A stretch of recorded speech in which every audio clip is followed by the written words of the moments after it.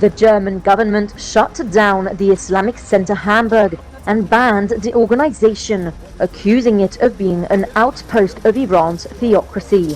What would happen if Germany started closing down mosques, deporting extremists back to where they came from, and sending fake asylum seekers back? Well, you don't have to wonder, because Chancellor Olaf Scholz has made a huge move set to change everything in Germany. Germany has had enough. After years of intelligence warnings and pressure from anti-Iranian activists and MPs, the country is finally taking a hard stance against Islamic extremism, specifically targeting those hiding behind religious facades to further extremist agendas. The operation was swift and decisive. Early on Wednesday, police occupied the mosque as Interior Minister Nancy Faeser announced the closure of what she described as an extremist propaganda outfit. The mosque, known as the IZH and nicknamed the Blue Mosque due to its ornate tiles, was accused of aiming to export the Iranian Revolution and supporting Hezbollah, a group already banned in Germany. This crackdown isn't a spur-of-the-moment decision. Germany's intelligence services had been monitoring the mosque's activities for over 3 decades. As early as 2017, they labeled it the biggest and most influential center of Iranian pro-regime activity in the country. The mosque provided Islamic teachings for children in Farsi, Arabic and German, typically led by staunch supporters of the Iranian Revolution. But the government will be closing down many more as they confirm multiple are under close surveillance. Andy Grote, the minister responsible for security in Hamburg, declared, "Today, the Islamic Center Hamburg is history." This closure is seen as a significant blow against Islamic extremism, particularly given the mosque's role in disseminating aggressive anti-Semitism and supporting Hezbollah. The National Intelligence Agency highlighted that the mosque's activities were directed against the constitutional order in Germany and promoted an authoritarian theocratic regime over Germany's free democratic order. The crackdown didn't stop at the Blue Mosque. More than 50 properties across Germany were raided, targeting the mosque's satellite groups in cities like Munich and Frankfurt. These groups, which included a center of Islamic culture in Frankfurt and an Islamic Association of Bavaria, were also shut down. Interior Minister Faeser was clear in her statement, "We are not acting against a religion. We are distinguishing clearly between Islamists, on whom we are cracking down, and the many Muslims who belong to our country and practice their faith." Germany's decisive actions send a strong message that extremism won't be tolerated, and it serves as a potential model for other European countries facing similar challenges. The ban on the mosque and its affiliated groups is a long-awaited move, supported by many MPs and activists who have campaigned against Islamic extremism for years. This hard stance is seen as a necessary step to protect democratic values and ensure national security. But they didn't stop there. In addition to cracking down on extremist mosques, Germany is also implementing sweeping reforms to its immigration policies. A landmark decision by a German court has ruled that there is no longer a general danger to all civilians from the long-running conflict in Syria. This ruling has significant implications for asylum seekers from Syria and reflects a broader shift in Germany's approach to immigration. The ruling was announced by the top administrative court of North Rhine-Westphalia, Germany's most populous state. The case involved a Syrian man from Hasaka province who had been denied protected status due to his involvement in smuggling people into Europe, a crime for which he was convicted in Austria. The court found that the man didn't face political persecution in Syria and that his previous offences disqualified him from refugee status. Justice Minister Marco Buschmann commented on the ruling, stating, "It is a decision that one can understand if one assumes that there are now regions in this country that are very dangerous, but also other areas where there isn't necessarily a danger to life."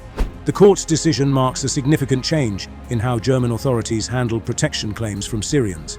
It asserts that there is no longer a serious individual threat to the life or physical integrity of civilians as a result of arbitrary violence in the context of a domestic conflict in Hasaka province, but also generally in Syria.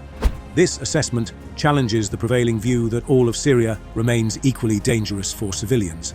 This ruling aligns with Germany's broader stance on immigration, which has become increasingly stringent in recent years.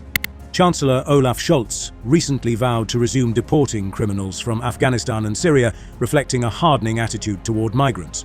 While the practical implementation of this policy remains to be seen, it underscores Germany's commitment to addressing the challenges posed by uncontrolled immigration and ensuring the safety and security of its citizens. These sweeping reforms and decisive actions against extremist elements highlight Germany's commitment to safeguarding its democratic values and national security. The country's approach serves as a potential model for other European nations grappling with similar issues.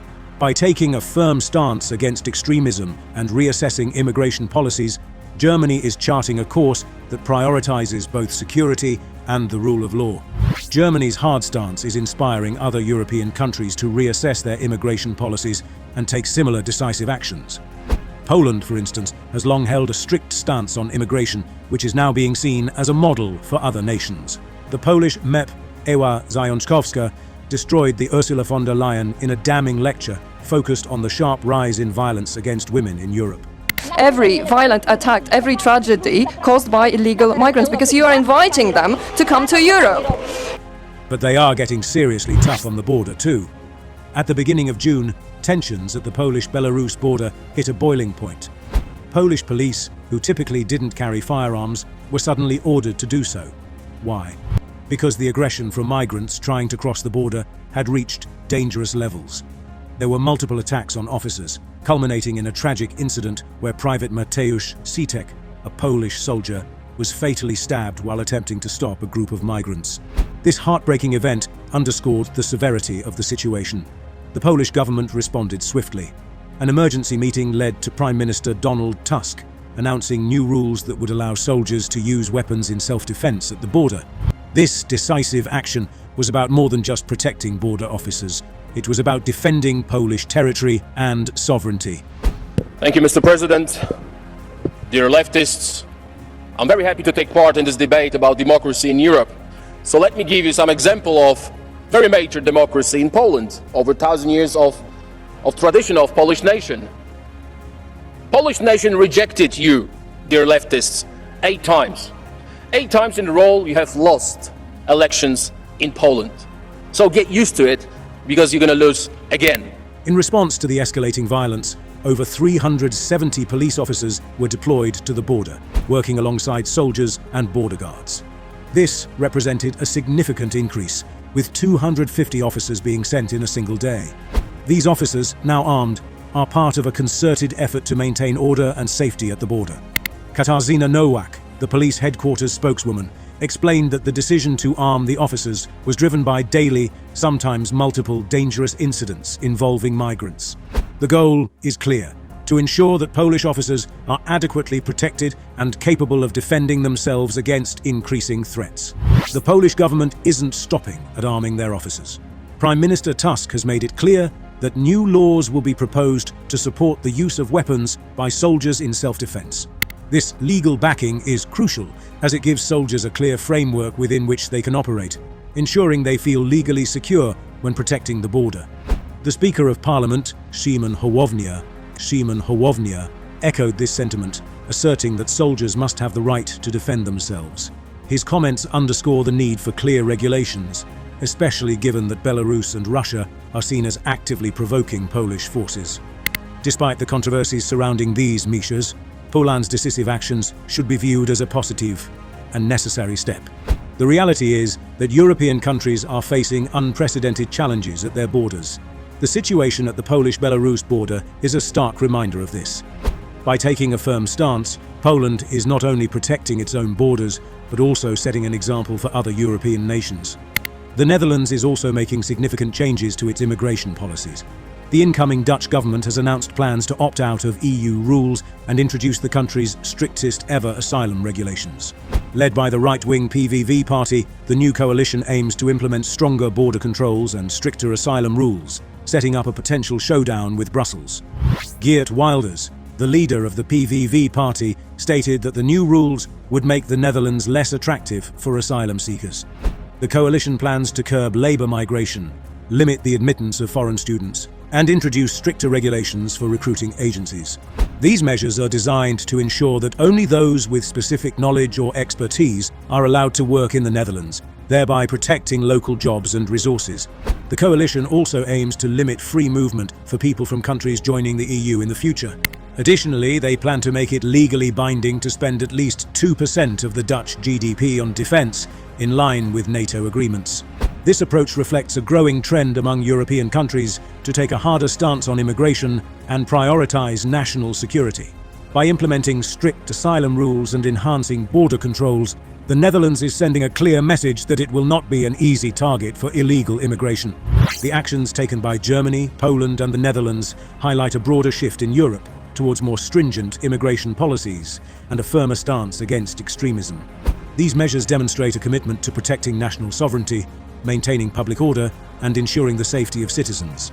As Europe faces increasing challenges from uncontrolled immigration and extremist activities, a unified approach is essential.